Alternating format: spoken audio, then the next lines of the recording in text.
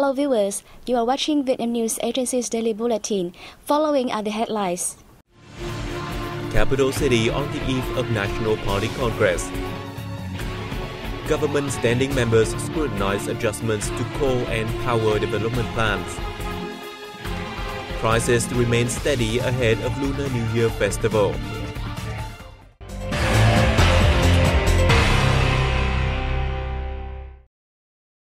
The capital city of Hanoi is draped in color as the 12th National Party Congress fast approaches. The following report will give you an overview of the city's bustling atmosphere and its people's anticipation for Vietnam's biggest event of the year. At the moment, the center of the capital is decorated in red and yellow, welcoming the National Party Congress. On every street, the national flags wave proudly to all citizens. With a sense of anticipation, the officials, the party members, and the people all await the most important political event held every 5 years. I think our capital is looking gorgeous and sparkling clean. I hope the National Party Congress will be a success. With faith in the party's strength and sense of responsibility, Hanoians all look forward to the great success of the 12th National Party Congress, as well as hoping that at the end of the 9-day event, the Congress will have mapped out plans across all fields to propel the country into a sustainable and strong period of development. After 5 years, Vietnam has made great strides in development. We hope that in its new tenure, the party will elect the best possible new leadership that will continue to elevate the country's renewal process. The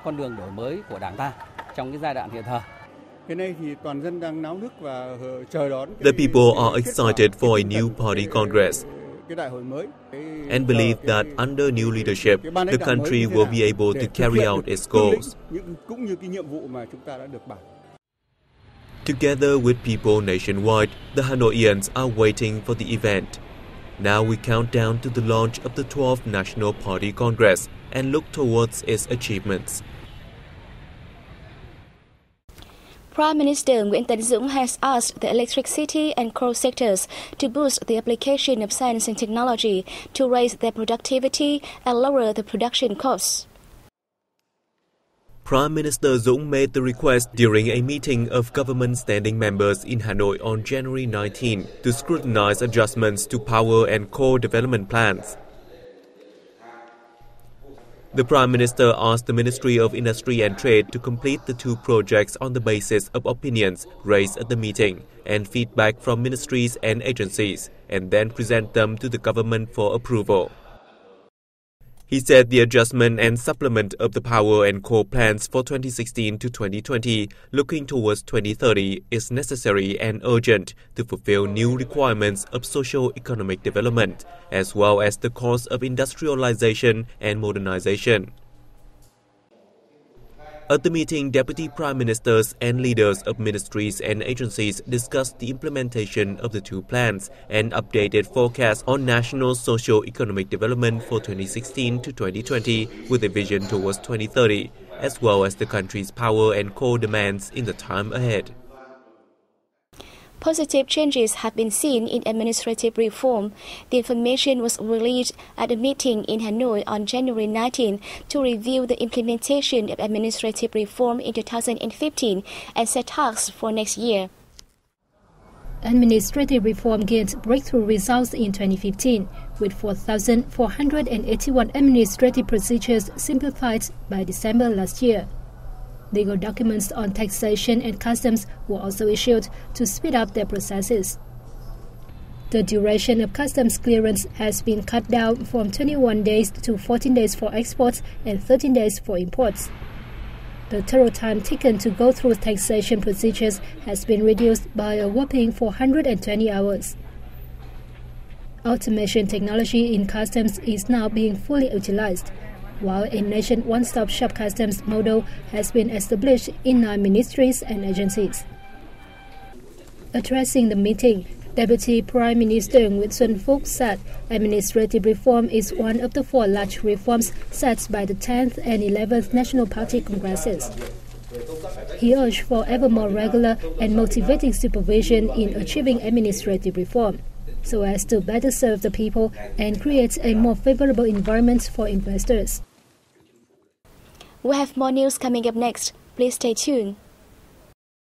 Foreign Ministry's spokesman Lê Hải Bình said Vietnam has asked China not to conduct oil drilling and promptly pull its Haiyang Shuyou 981 drilling rig out of the mouth of the Gulf of Tonkin. In response to reporters' queries about Vietnam's reaction, Bình said on January 16, the drilling rig moved to a position around 21.4 nautical miles to the east from the suggested equidistant boundary line between the 2 baselines of Vietnam and China. He said on January 18th, a representative from the Vietnamese Foreign Ministry met a counterpart from the Chinese embassy in Hanoi and raised Vietnam's concern over China's above-mentioned action, saying that it happens in the overlapped area between the continental shelves of Vietnam's central region and China's Hainan Island, which is yet to be delineated. He stated Vietnam reserves its legitimate rights and interests in the area in accordance with international law, including the 1982 United Nations Convention on the Law of the Sea and related international treaties. Documents, objects, and maps on Hoàng Sa, known as Paracel and Trường Sa Spratly archipelagos, are on display in the southern coastal province of Bà Rịa Vũng Tàu. Let's take a look. The 5-day event forms part of a communication campaign to affirm Vietnam's sovereignty over the 2 archipelagos and raise public awareness, especially among the youth, about the issue. The exhibit includes documents and cartography dating from the past few centuries. They were variously issued by the Vietnamese feudal states, the French government in Indochina, and other foreign nations. Of note, 4 atlases and 30 maps officially published by the Chinese state show that China has never managed the archipelagos. Many photos and documents on display also reflect the process Vietnam exercised in defending its ownership of the 2 archipelagos since 1930. A collection of 65 maps testify to Vietnam's sovereignty over the 2 archipelagos and is confirmed by even Western nations from the 17th century to the present day.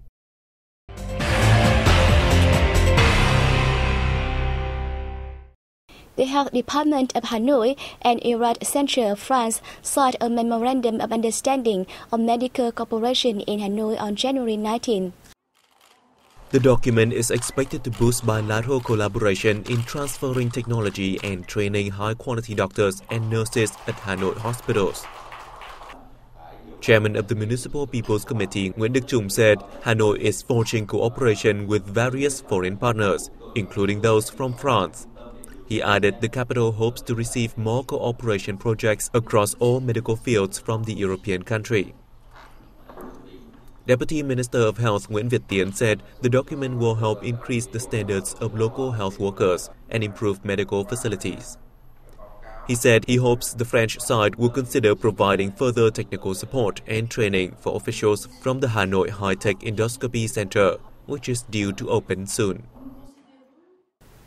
The State Bank of Vietnam has issued regulations on the establishment and operation of remittance companies under commercial banks in order to better manage money transfer services. More details coming up next.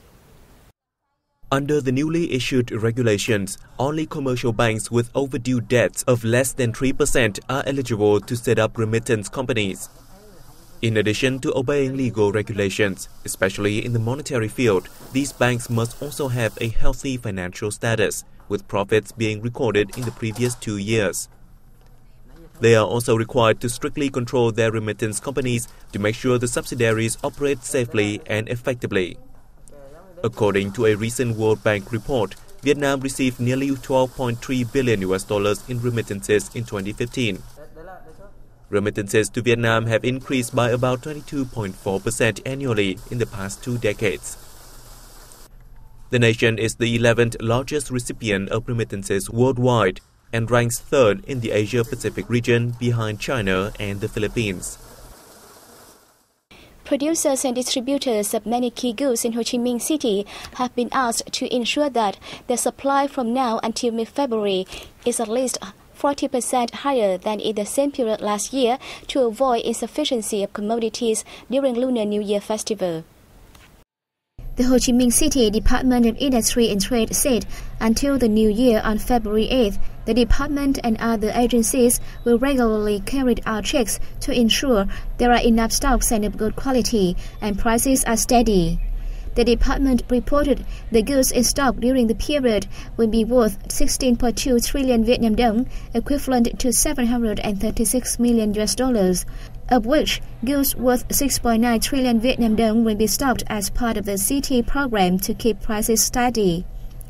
Most of the latter is comprised of food and other essential goods like cooking oil, sugar, and livestock. Enterprises have reported to the department that inventories on hand account for 90% of the city's target for the period. Mobile network operator VNA has begun testing 4G services on the island district of Phu Quoc of Kiên Giang province.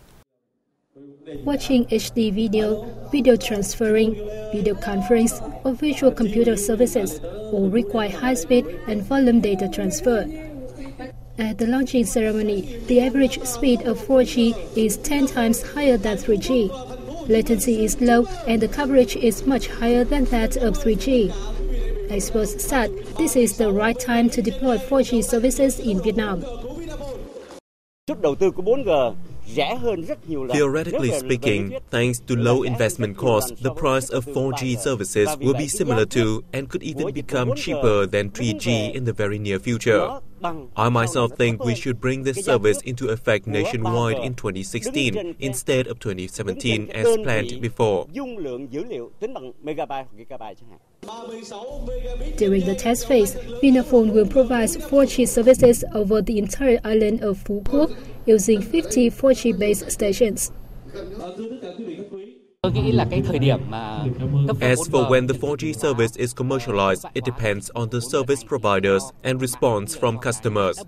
Because it is not only about how much we invest into the service, but also how effectively it is sold. The test launching of 4G services brings a good chance for some lucky customers to experience high-quality mobile services, especially during the coming Lunar New Year holiday.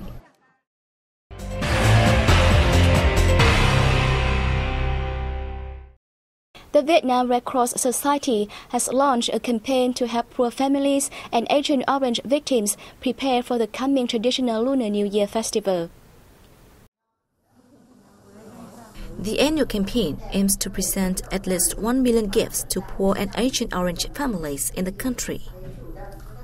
People can support the campaign by texting TET to telephone number 1409 until February 26.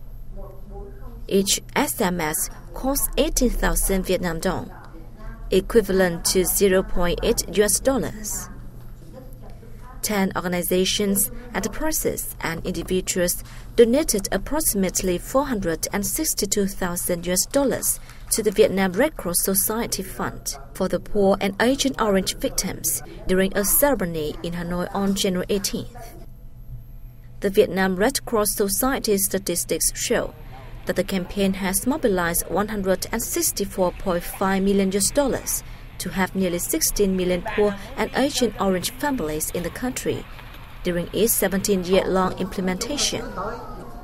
Last year, the campaign distributed nearly 1.97 million gifts, worth nearly $32 million that were donated by 33,800 organizations and individuals to have disadvantaged people across the country.